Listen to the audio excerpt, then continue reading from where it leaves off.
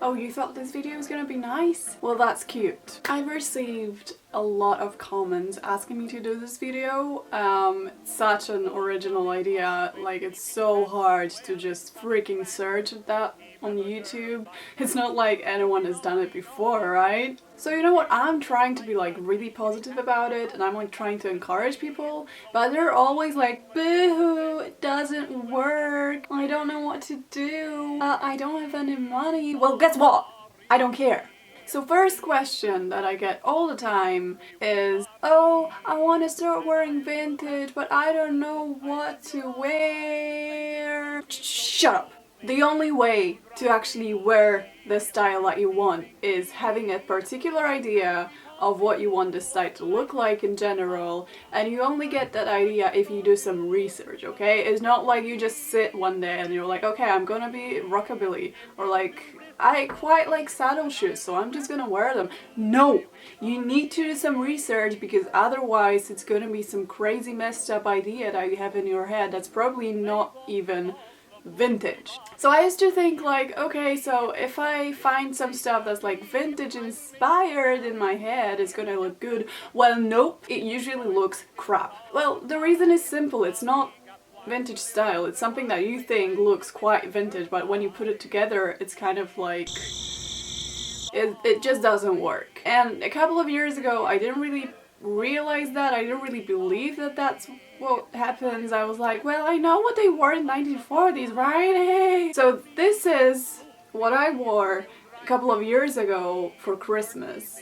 And I was like, that looks so bad. I'm never wearing 1940s again. Well, guess what? You're not, because that's not 1940s. That's like some crappy grandma blouse and a shitty super long skirt that doesn't really look vintage at all. And some really messy hair. And I was like, I look so old in this. I'm never wearing that again. Well, I damn hope you're not, because that looks disgusting. So the thing you need to do is do some research first. And then when you do some research, I know some people say they just want to mix some styles and they're not really into like 100% authentic vintage, but that is a decision that needs to be made after you actually know what vintage means, because otherwise it's just gonna be like all over the place. So you need to know what you want first. And I know it sounds hard, like I don't know which like chocolate to pick when I'm in a shop, but that's something that really helps when you're trying to create a vintage wardrobe. Like if you want to do vintage, do it well. And if you don't want to be 100% vintage accurate, at least it will be good to know what you're not going to do, if that makes sense. Then you get more creative and you can actually pick more stuff, because you're like, oh, that looks kind of 1930s, which is something I don't really like, but then this looks 1920s, which is something I like. I don't know, just do some research first. And people can actually tell the difference. Like, even if you're doing some vintage inspired stuff, people can spot the difference immediately, because they've seen, you know, some references, they've seen images through their whole lives. Like, we've seen movies and stuff, so we know the difference. When we see a person that's dressed well, we can tell. So it's not like, I'm just doing my own style, it's gonna be so much better than like blindly following 1940s style. Well, it's okay, as long as you know what 1940s style is. So in this tough business, the more you know, the better you look. But boo-hoo, I'm afraid what other people may say. So I'll tell you a story. A couple of years ago, when I was still wearing some random stuff and I was a completely casual person, nothing crazy at all, and I got on a tram and there was this one lady and she started like harassing me. She was like, oh, you look so ugly, you're the dumbest girl I've ever seen, where did you get that dress, it looks like your grandma's. Obviously it wasn't vintage, like it was some completely random dress. I wasn't into vintage at the time, but I was like pretty stressed. I was like, what the hell does this lady want? And I tried to reply to her a couple of times. I was like, leave me alone, but it didn't work, and I eventually had to actually leave the tram because the lady was so obnoxious. So that, like, at the time I was super stressed about it. I was like a really unpleasant situation and I was like, oh my god, I was like really shaking and stuff. So yesterday I got on the tram and the very same lady, she like spotted me and she was like, what the fuck are you wearing? So like she was literally swearing at me, and because I got so used to people telling me that I look weird or I look, I don't know, crazy, I really couldn't care less. Like I was just like, seriously, you again? I just ignored her and then I walked away and she never followed me, and I was actually surprised at my own reaction because she was really like, she was really aggressive in what she was saying. That was the moment I noticed I really didn't care anymore, because after a while you just get used to it. You're just like, I know these people are only making these comments because I look different, but I know it looks super fantastic. I was like, I know this lady is trying to offend me, but I know I look gorgeous today, so I just couldn't care less. And this is something that vintage really gave me. It gave me this kind of like really thick skin when you know, people can say things and I'm just like, well, guess what? I don't care because I know it looks good on me anyway. Maybe not today. That was yesterday though. So just like, what kind of argument is that? You're not going to wear what you like just because some people are going to be upset about it? Like, what kind of world is that? What kind of life is that? So then people would say, well, I've tried wearing vintage, but there are so many people that do it much better than me. How about you stop comparing yourself to other people? Because some people just see other people wearing vintage clothes and they're like, impressive.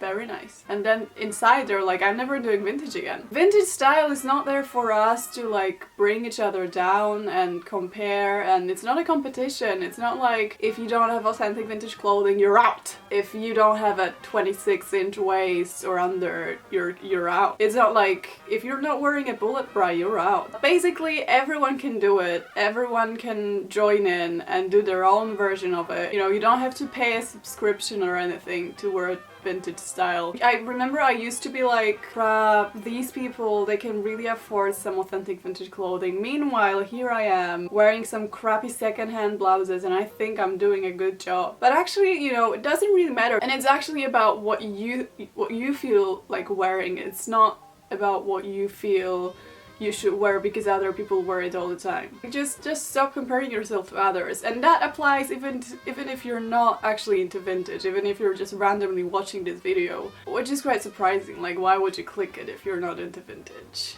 Get out! Just kidding, stay, please stay and subscribe. So whenever someone asks me though the cheapest way to dress vintage, I'm like, thrift shops, second hands, basically anything that's been worn before and is cheap now. But everyone is like, but how am I gonna find it? Maybe if you knew like what vintage clothes look like, you could actually find something that looks similar. Just food for thought. No, but honestly, just go on Pinterest, go on Google, go on some vintage pages and just find original clothes and see what they looked like. Like basically, if you're like into 1940s, you can kind of recognize the cut, you can recognize the pattern.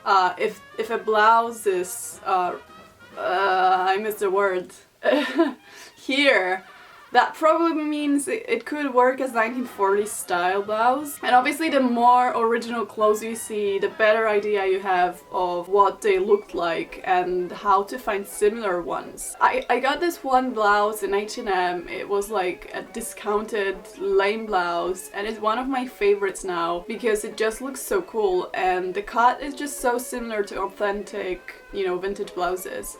So basically, the more you see, the more you know, and the more you know, the easier it is for you to get clothes that are similar, even if they're not original at all, even if they're like 1980s clothes that look 1940s. The only thing you have to be careful about, especially if you're like into 1940s, 1950s, is that 1970s, 80s and 90s were a time period where all of those trends kind of were popular again. So sometimes you may get something and you're like, oh, is that 1940s? And it's just like a 1970s dress that's similar, you know, in the pattern and in the cut. Which is not a bad thing. If you know how to style it and if it's not in like some crazy 1980s neon colors, it's quite easy to make it look vintage. So that's another cheap thing that you might do. By the way, this looks that way because it's the third day after I curled my hair. So you've got the cheap clothes, you've got the attitude, and then you go out and you're like, I still look shit. So the reason is you're either really bad, no, just kidding. The reason is you don't have the right accessories. I'm just gonna present to you how the accessories can actually change the whole outfit and how the right accessories can make some crappy secondhand stuff look cool and vintage. And that's something that saved my ass so many times. I just wore like some regular, you know, black turtlenecks and stuff, but because of the right brooch, because of turban, or because of my hair being done, it just looked pretty cool. The thing is, that's another aspect of vintage style that you might have to do research on before, because there's just so many things that you don't know are vintage. That was a shocker for me when I first started following all the vintage accounts, and I was like, holy crap, are you telling me they wore like little devil brooches in 1940s? Are you telling me they had like poodle sweaters? I had no idea about that. You know, 1940s for me was like brownish and grayish suits, and that was basically it, because, you know, there was a war. No one cared about design anyway. So there are so many things you're missing on if you're not doing the research. Speaking of... what was I speaking of? Speaking of following other accounts, it's a perfect way to do research if you're lazy and you don't feel like scrolling through like endless pages and magazines and old papers and old newspapers. You can just follow some, you know, really smart people on Instagram, and you can read their blogs, and because of that, you don't really have to buy authentic vintage clothes to know what they look like, because you can just follow those people and you can see. That's my favorite form of research, by the way, just stalking other people on Instagram, because there are so many cool people that have like collections of clothes that they've been buying since they were like 16, or there are just some people that have collections of vintage clothes, and there are like hundreds of clothes in their collections, and they're showing their collections online. So if you don't feel like spending hundreds of thousands of dollars or pounds on clothes that you probably can't wear anymore because they're too small or too damaged, it's a good thing to follow those people, because then you can see the brands, then you can see the cuts. They often show the details of the clothes. So basically then, when you go thrift shopping and you only get like $10 to spend, and you see a perfect jacket that could be, you know, modified a bit to look like one of those that they have, you kind of know, like you just see that and you're like, that looks vintage, and that's because you've done some research. And I think stalking other people's accounts on Instagram counts as research, okay? You can quote me on that. So then you've got all of that and you've got the knowledge. And I see those people wearing cool clothes and accessories, but they don't do anything about their hair. And I'm not saying you have to, because obviously we're living in modern times. People don't have time for that. People don't care. It's not 1940s anymore. It's not like it's a requirement that you have to do your hair if you want to wear vintage style. No, it doesn't work like that. You can do whatever you want, and I won't judge you for that. I follow a couple of people that don't do anything with their hair, and I still think they're one of the best dressed people I know out there. It's just that you have to know what you're missing on, because in most of the cases people are like, they try curling their hair once, it doesn't work, and then they're like, no, it doesn't work, I'm never curling my hair again. Oh, maybe you just tried one single technique, and maybe you just tried one product and you're already giving up. I've been trying out vintage hairstyles for like 2 years and I'm still a complete noob. Like, I don't know a thing. Sometimes it works out, and sometimes I wake up and my hair is still straight and I'm like, okay, back to the basics. There are just so many techniques that you need to try out, and people have been asking me, you know, so what sort of technique would you recommend for like curly, thin hair? And I'm like, I don't know. I honestly don't know, because like, even if someone wrote it down, and I'm pretty sure someone already did, there are just so many different types of hair, and like, you know, there are so many different types of curly, thin hair. Like, I believe each person that has this type of hair probably has a different type. One technique wouldn't work on that all. It's like, my sister has a completely different technique of curling her hair, and it completely doesn't work on me. Like, honestly, if I use what she's using, my hair ends up being like floppy and straight. So you honestly have to try it out on yourself, by yourself. You honestly have to try all of it. You have to try pin curls, you have to try barrel curls, you have to try kilo rollers, hot rollers, foam rollers. There's just so much stuff. And you can also try wet set. You can try setting your hair using different products, using hairsprays, using foams, using lotions, there's just so much stuff. And you try it once with one product and you're like, my hair doesn't hold a curl. Honestly, it does. You're probably doing it wrong. And I'm not saying I'm an expert. The past month was a constant struggle of trying to get my hair right because it has grown a bit and I just couldn't get it right. A couple of days ago I tried out a wet set again, like the last time I've done it was probably in March or something, and I was like, oh crap, yeah, I kind of forgot that worked on me. So it's honestly, it depends on so many factors that you can't just try it once and be like, I'm giving up. And the reason I'm mentioning that, and the reason I'm always so passionate about doing your hair, is because it honestly makes such a difference. You probably can't imagine. This is something you won't know unless you actually do your hair. Is how much of a difference it makes. Here is the one example of me.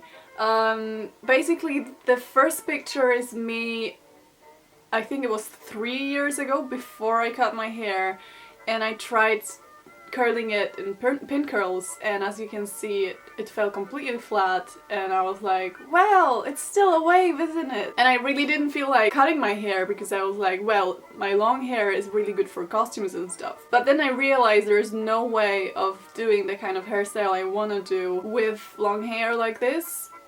So basically I cut it, and since then I've been trying out different hairstyles and different styles, and I spent the last year wearing like a wavy front thing, and now I'm doing this thing that looks like a bird's nest. So it changes all the time. It's not like you're stuck on one single style for the rest of your life. There's so much to choose from. But the reason I'm talking about this is that this is how I looked a couple of days ago on the very same fair. And it's kind of like combining everything I've said into one outfit. So like, I learned how to do my hair, I learned about the importance of accessories, I've done my research, like now I know that what I wore in the other picture is crap, and I know like a super long 1980s skirt isn't gonna do the job anymore. So in this picture I'm wearing an original 1940s jacket, thrift shop skirt that I'm actually wearing today as well, which is not the best. Like honestly, it's nothing special, but it works well if you style it well. And basically the hat and the accessories is the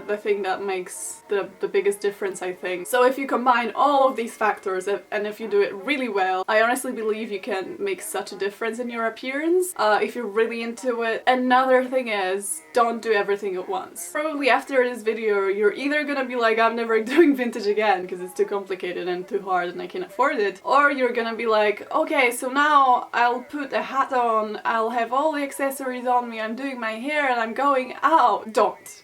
Like, it took me 2 years to force myself into wearing hats, and I still only wear like tiny hats when I'm going out. And you know, the picture I showed you was probably the most extravagant hat I've ever worn, and I only wore it to an event, which probably doesn't count as everyday wear because I don't think I would dare to wear it today when I'm not at an event anymore. So you're gonna feel uncomfortable, and also it's about like breaking boundaries, trying out things and doing it slowly, because I know when you're into vintage you really want to do it now. I remember when I started out I was like, okay, so I'm gonna buy all these things because I don't want to wear modern clothes anymore, and it's gonna be so cool and I'm gonna look great, I'm gonna be like all the Instagram ladies. No, you're not. Like, sorry honey, nope. Because it's gonna take really a long time till you get where you want to be. I still feel like half of my clothes are rubbish and it really takes time. It takes time and money, so obviously you're not gonna buy all of it at once because you simply, like, I really doubt you can afford it. Just be patient because it's really something that takes some time. Also, research takes time as well. So obviously you can start out small, and then as you do your research you'll be like, I really like this type of hat, or like, I really love this type of shoes, so I'm gonna start looking for shoes like that. So I think it's even better to do it gradually, and gradually like making yourself comfortable with wearing vintage and with people reacting to it in a way that we probably didn't expect. And it's probably safer as well. Because you can do it, you know, you can do everything at once and then you're gonna feel crap and you'll be like, I'm never doing that again. So this is definitely not something I would recommend. Just do it gradually, be patient. It's a big deal, to be honest. It's a big thing, like it's a big project that you're taking on. So obviously it's not gonna happen in a week. It's probably not gonna happen in a month, but it could happen in a year or two. You just have to be patient. And by the way, I filmed a Halloween video, like a 1920s flapper tutorial video, and it was so cringy. I actually didn't post it. Because, I don't know, it was just so cringy. I filmed myself, like I spent the whole day filming it and then I was like, I don't feel like posting it anymore. I might, but like the makeup is awful and the whole thing that didn't really work. But that was supposed to be like a series of Halloween videos, but like after filming this one I was just like, By the way, guess who's sleeping behind me? Maybe I'll just move the camera so you can see him because he's so cute. I don't want to wake him up. Hello! Hello! Dude! Oh, sorry. Well, excuse me. Holy crap.